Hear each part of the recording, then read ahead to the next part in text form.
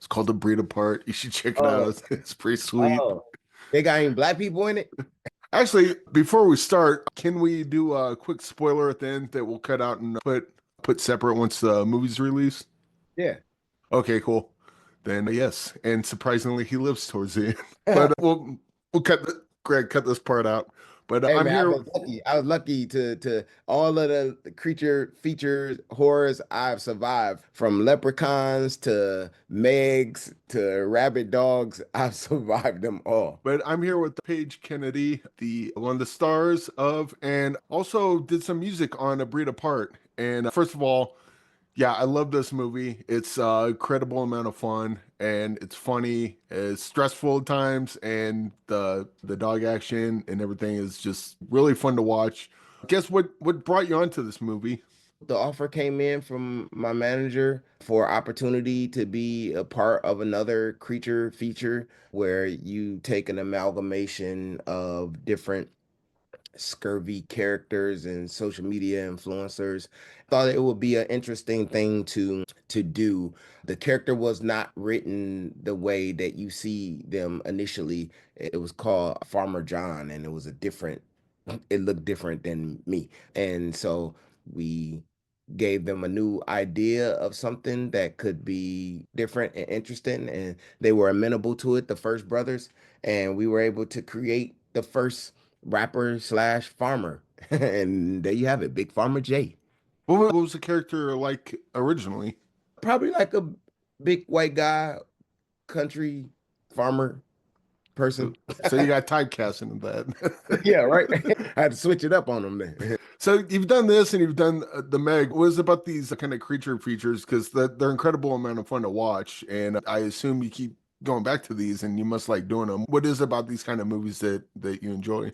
It's just fun. You get to be with a bunch of people that start to get picked off one by one, and you get to go on a journey with the collection of people that you might enjoy and run after, chase, defeat these amazing, monstrous entities that want to kill you.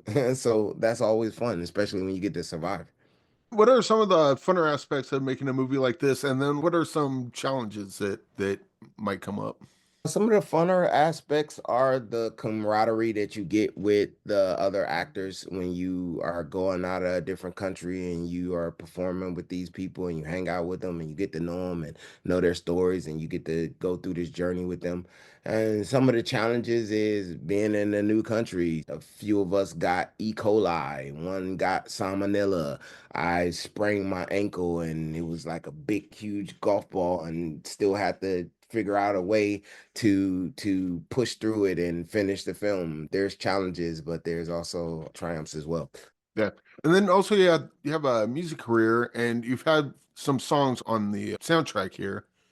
And so, how does that work? So, do they hire you as an actor, and then you're like, "Hey, we need a song," and you're like, "Here you go," or is that like separate paycheck, or what's the behind the scenes with how that sort of thing works? So how I worked like on the Meg and on this is, I guess it was a little different. On the Meg, I specifically created a song for the Meg. And then I would sing the hook around like the kids on set and they would start singing it all the time. And then the actors would start singing it. And then Jason Statham would start singing it on set. And so the powers that be would see this permeating through the set and I presented it to them and it fit and it worked out and we were able to make it happen. On this one, I already had a song in my catalog that was like congruent with the thing of fast chasing dogs called Speed. And so it just was like a match made in heaven to be able to have this and they used it. Yeah, and this, I guess, this kind of goes away from a breed apart, but being a musician back in the day, once Napster kind of took hold, and then that went away, but like music basically became devalued almost completely, except for certain avenues. From your experience, what's it like being able to make any sort of living or making any money out of music? Because I just pre-Napster, there was always a path to do that, and now it doesn't seem that it's that way at all anymore.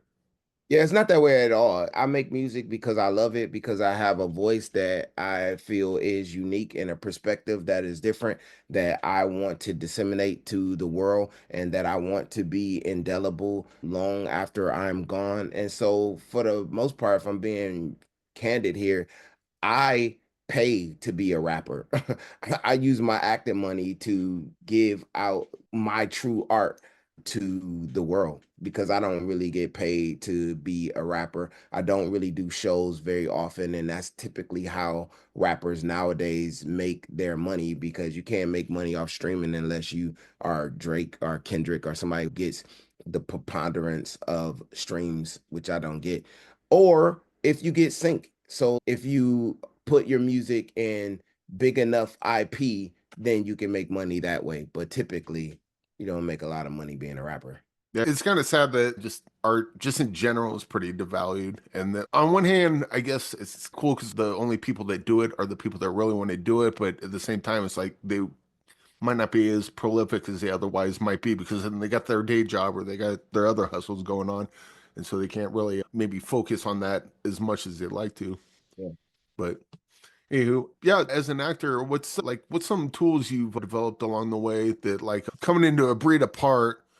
What's some tools that Paige Kennedy has that he didn't have like earlier on in his career, like when first couple movies? I think being able to find the subtleties in moments of not always feeling like I needed to be like extra to make an impact on camera. That's something that I'm continuing to work on. That me just being there is enough without always feeling like I have to push on the line or still being able to be funny in subtlety. So I think those are things that I've learned over the time that maybe I wouldn't have had before. Oh, that's interesting. It's just kind of just being there in the moment. Like, I don't have to ham it up. I can Yeah, just be here and that's enough. as an example, so when I did Leprechaun Back to the Hood like 20 something years ago, which was my first movie ever, Love that movie, by the way. But sorry.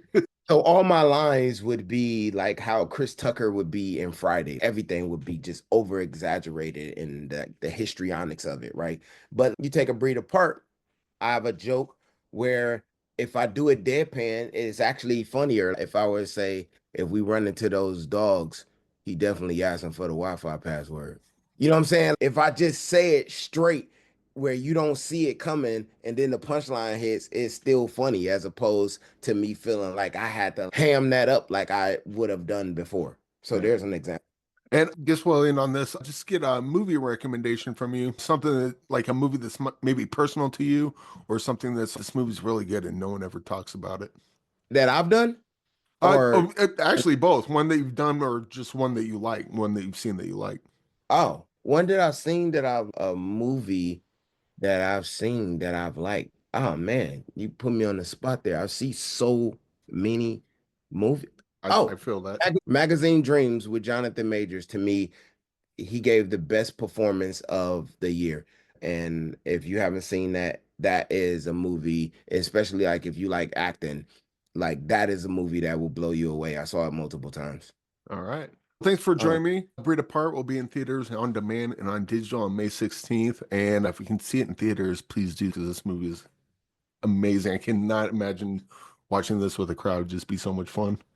Yeah, definitely. And also, I have a self-titled album that drops May 16th, the same day as A Breed Apart. It's Nice. called Paige Kennedy. It's my sixth solo studio album, and it is incredible. So you should definitely check it out. Excellent. All right. And real quick spoiler question. I thought you were dead. You are not dead. Oh, we're not You dead. show up at the end, Yep. and then there's this weird camera thing where it comes up close on your eyes and you hear it growl. Is there a sequel coming? And I feel like I don't know if this is the case, but I feel like your character was like maybe bit, and we got like a different kind of character maybe coming out of you. All of those things are open-ended. Your guess is as good as mine because there's nothing solidified yet. I guess we have to see how well this one does to determine if there is another one. But if there is, there's a possibility that Big Farmer J is still around. All right. Thanks, Paige, and yeah, everyone go watch it so we can watch another Breed Apart because I'm totally here for it. Yeah, yeah. Thank you much.